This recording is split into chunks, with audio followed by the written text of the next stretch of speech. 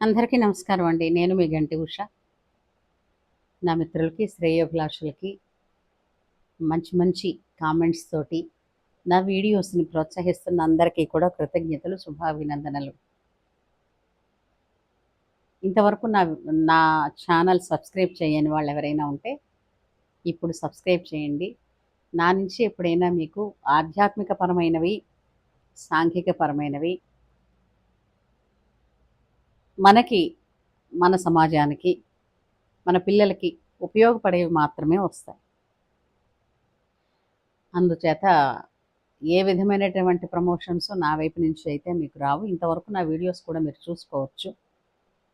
కాబట్టి సబ్స్క్రైబ్ చేస్తారని ఆశిస్తున్నాను. వీడియో పూర్తి వరకు చూడండి. అయితే మనకి ఈ మధ్యన ఫోక్ సాంగ్స్‌లో కొంతమంది ఆణిముత్యాలు తెలుసు. అలాంటి ఆణిముత్యాల్లో చక్కతనాల పాటలు, దాని కుడి భుజం మీద కడవ ఆ పాట కానీ, తర్వాత ఇంకా కొన్ని ఏవో మంచి మంచి పాటలు ఉన్నాయి. ఈ పాటలు పాడినటువంటి మంగ్లీ గారు, ఆవిడ ఒక విధంగా చెప్పాలి అని అంటే అదృష్టవంతురాలని ఖచ్చితంగా చెప్పొచ్చు. ఎందుకంటే ప్రపంచం అంతా ఎవరి వైపు ఎదురు చూస్తుందో, సద్గురు, అక్కడ ఆమె వెళ్ళి ప్రదర్శన ఇవ్వగలిగారు. అంటే ఇప్పుడు చాలామంది దేశంలో మంచి గాయకులు ఉండవచ్చు, చాలా ఇంతకన్నా ప్రతిభ ఉన్నవాళ్ళు ఉండొచ్చు. కొంతమంది అయితే వాళ్ళ ప్రతిభ ఇంటి వరకే పరిమితం అయిపోతుంది. కొంతమందికి కేవలం వాళ్ళ ఊళ్ళో రేడియో స్టేషన్ ఉంటే ఆ రేడియో స్టేషన్ వరకే పరిమితం అవుతోంది. ఇలాగా పరిమితమైనటువంటి వాళ్ళు ఉంటుండగా సినిమా స్థాయికి రాగలిగిన వాళ్ళు చాలా తక్కువ అని అనుకుంటే, ఇప్పుడు పాడుతా తీగ కావచ్చు, స్వరాభిషేకాలు కావచ్చు, ఇలాంటివి చాలా ఉన్నాయి. సూపర్ సింగర్స్ కావచ్చు, ఇలాంటి వేదికలు, అలాగే యూట్యూబ్ వేదికలు, ఇలాంటి వేదికల ద్వారా ఈ కాలంలో ఈ పాటలు పాడడం కానీ, ఏ కళ మీకున్నా ఆ కళ మాత్రం శుభ్రంగా చక్కగా మీరు సిన్సియర్గా గనక ప్రదర్శన ఇస్తే చక్కగా అది వైరల్ అవుతోంది, ఆమోదించబడుతోంది, ఆనందిస్తున్నారు. దానికి గుర్తింపు, గౌరవం రెండు కలుగుతున్నాయి. అలాంటి ప్రతిభ కలిగినటువంటి మంగ్లీ గారు సద్గురువు దగ్గర శివరాత్రికి నిజంగా ఏమి అదృష్టం అండి అది. ఆమె ప్రదర్శనలు ఇవ్వడం గత 2 సార్లుగా కూడా చూస్తున్నాను, 2 శివరాత్రుల నుంచి. ఆమె చాలా అదృష్టవంతురాలని, ఆమె యందు అపారమైనటువంటి గౌరవం నాకు. ఒక గాయనిగా ఆహా! చిన్నపిల్లైనా ఏ స్థాయికి ఎదిగింది ఆ అమ్మాయి అని. అయితే మొన్నన ఆమె బర్త్‌డే పార్టీ కోసం ఒక ఎక్కడొక ఒక ఫామ్ హౌస్‌కి వెళ్ళడం. అక్కడ యథాప్రకారం ఈ మధ్య కాలంలో కొత్త కొత్తగా వింటున్నట్టుగానే ఈ డ్రగ్స్ అని, తర్వాత డ్రింక్స్ అని,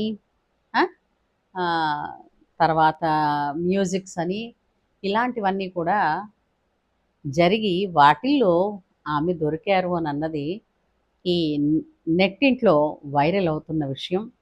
దానికి ఆమెకి పాజిటివ్ వచ్చిందని చెప్పడం, ఆమె బ్లడ్‌లో డ్రగ్స్ ఉన్నాయని. తర్వాత ఆమె నేను లేదండి నాకు బర్త్‌డే పార్టీ అని మా అమ్మని, నాన్నగారిని పిలిచి బర్త్‌డే పార్టీలో ఇలాంటివన్నీ చేస్తానా అని ఆమె చెప్పడాలు కొన్ని జరిగాయి. కానీ ఒక విషయం ఏంటంటేనమ్మా, పుట్టినరోజు అసలు ఎలా చేసుకోవాలి అని అన్నది మీకు తెలీదా? అసలు పుట్టినరోజు నాడు మందు ఇవేవైతే ఉన్నాయో, ఆల్కహాల్ తీసుకోవడం ఏంటమ్మా? తీసుకోవడం, నువ్వు తీసుకున్నావా లేదా అని పక్కన పెడితే, ఇంకొకరికి ఆఫర్ చేయడం. అసలు జన్మదినం అంటే ఏంటి? పుట్టినరోజు నాడు చేయవలసిన పనులేంటి? ఎందుకు అసలు పుట్టినరోజున ఎందుకు మీకు సెలబ్రేట్ చేస్తారు ఒక్కసారి చెప్పండి. అసలు దాన్ని తెలుసుకోండి. పుట్టినరోజుని ఇంగ్లీషు తారీఖులతో ముడిపెట్టి ఎవరు చేయరండి. అది మన సనాతన ధర్మంలో ఉన్నది నేను చెప్తున్నాను. మిగిలిన ప్రపంచ దేశాల్లో వాళ్ళకి తిథులు తెలుసా, నక్షత్రాలు తెలుసా, కాబట్టి వాళ్ళు ఆ తారీఖులనే సెలబ్రేట్ చేసుకుంటారు. చేసుకోమనండి, లోకో భిన్న రుచి. వాళ్ళకి ఏది అవైలబిలిటీలో ఒకటి నిజం కదా! వాళ్ళకి వాళ్ళ సంప్రదాయంలో ఏదొచ్చిందో అది వాళ్ళు జరుపుకుంటున్నారు. ఆ! మనకేం తెగులొచ్చే? మన సంప్రదాయాన్ని బట్టి మనం జేసుకోవడానికి ఏం తెగులు మనకి? మనకున్నదేంటి సంప్రదాయంలో? మీరు ఏ తెలుగు నక్షత్రం, తిథి రోజున పుట్టారో, అదే రోజునటువ పుట్టినరోజు జరుపుకోవడం వలన ఏమిటవుతుంది? మీరు పుట్టిన నాడు ఏ ఏ దేవతల అనుగ్రహం అయితే ఉందో, తిరిగి అదే ఆ తిథి నక్షత్రాలున్న రోజున ఆయా దేవతల అనుగ్రహం మీకు కలుగుతుంది, కలగాలి అని తల్లి సంకల్పం చేసి, తల్లి, తండ్రి కలిపి ఈ పుట్టినరోజు అన్నది చేస్తారు. అసలు పుట్టినరోజు నాడు తల్లిదండ్రుల ఆశీర్వచనం తీసుకోవడం వలన ఏదైతే ఒక సంవత్సరం నడిచిపోయింది అని చిత్రగుప్తుడు లెక్కలో వేస్తాడో, ఆ ఈ పెద్దల దీవెనల వలన, తల్లిదండ్రుల దీవెనల వలన తల్లి చేత్తో వండినటువంటి పాయసాన్ని అరచేతిలో వేసుకుని తిన్నందువలన ఆయుష్ వృద్ధి కలుగుతుందని, అపమృత్యు దోషం ఉండదని పెద్దలు చెప్పారు. అంతేగాని ఆ రోజున ఈ కేకులు కట్ చేసుకోండి, జుట్టులు విరమోసుకుని తిరగండి, ఫ్రెండ్స్ని అందరినీ పోని పిలిస్తే పిలిచారు, వేడుక కొలది వైభవంగా జరుపుకుంటున్నారు. మీ పుట్టినరోజు నాడు ఊరందరికీ కూడా మందు పార్టీ చేయండి అని తెలిసిన వాళ్ళందరికీ ఇది ఇది ఎవడు చెప్పాడమ్మా? పుట్టినరోజు చేయవలసిన పనులేంటో మహానుభావులు ప్రవచనాల్లో చాలాసార్లు చెప్పారు. ఎక్కలేదా? మరొక్కసారి విని చూడండి వాటిని.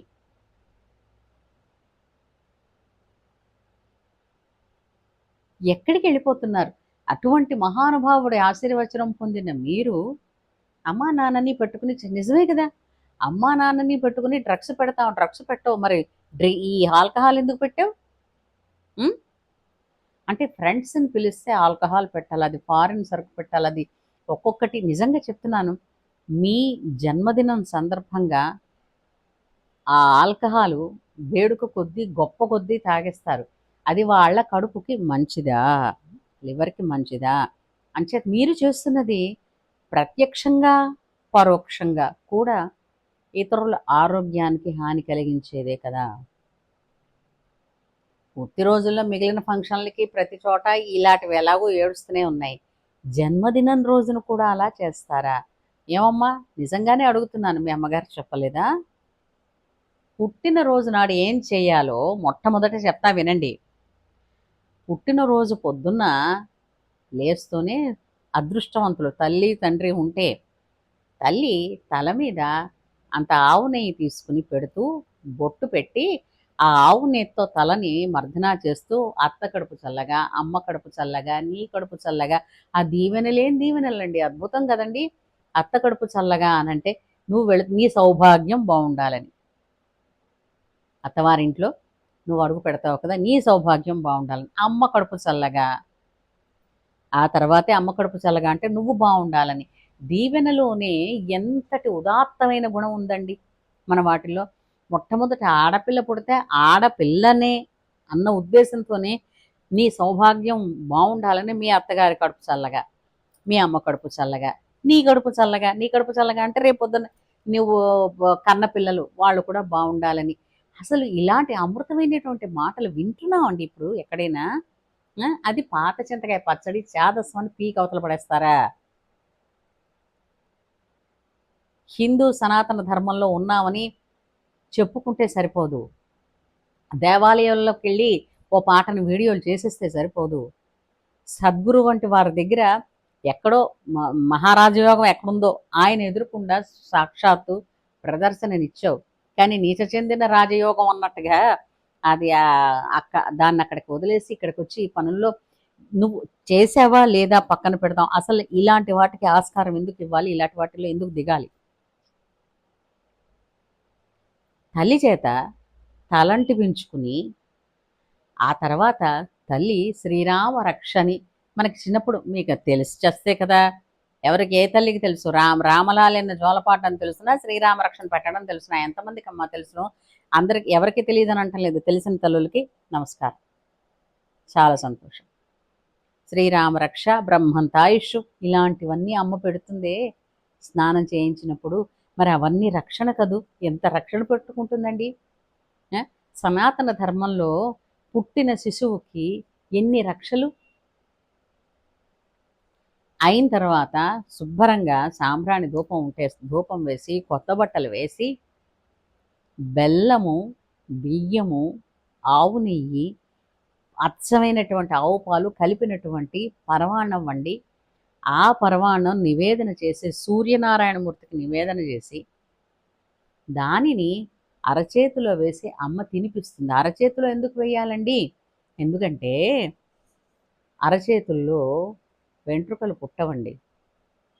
కాబట్టి ప్రసాదాన్ని అరచేతిలో వేసుకుని మనం స్వీకరించడం వలన అది అత్యంత పవిత్రమవుతుంది. అందుకు చెంచాలతో వేసేసుకుని తినేశాను అని ఈ స్టీల్ చెంచా అవతల పడేసి ఆ భగవంతుడి వైబ్రేషన్స్ తీసుకొచ్చినవి కాస్త ఈ చెంచాను తగిలించి అవతల తగలెట్టుకుంటున్నాం.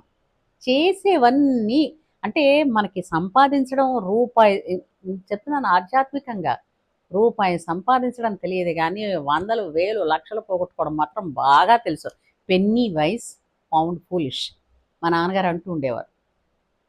వెన్న పారేసి వేలు లాక్కుంటున్నాం.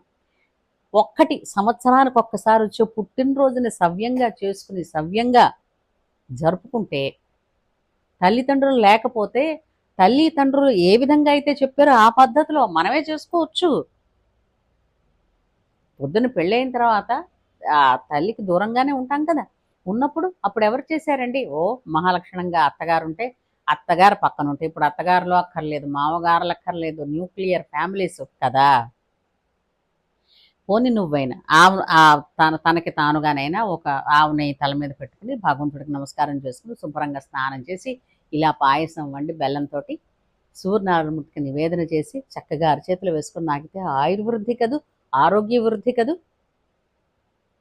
ఆ ప్రసాదాన్ని ఇంట్లో నలుగురికి అందరం కలిసి తింటే